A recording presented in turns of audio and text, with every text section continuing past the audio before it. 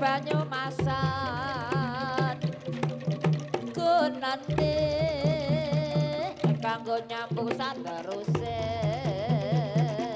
awet iku anggap perilaku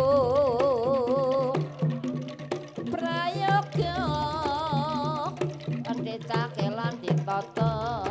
sari jamu godhonge meniren suwe ra ketemu dadi kepikiran krungu lagune gending samiran manyar sewu banyu masan para tamu cukup pepanggian mugi kersa tansah mangya raharja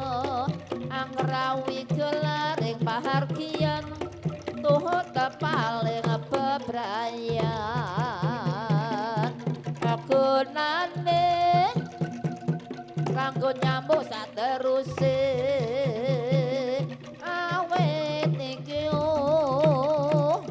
anggana pilaku prayoga ditakelan ditata embrang-embang saya angrepaka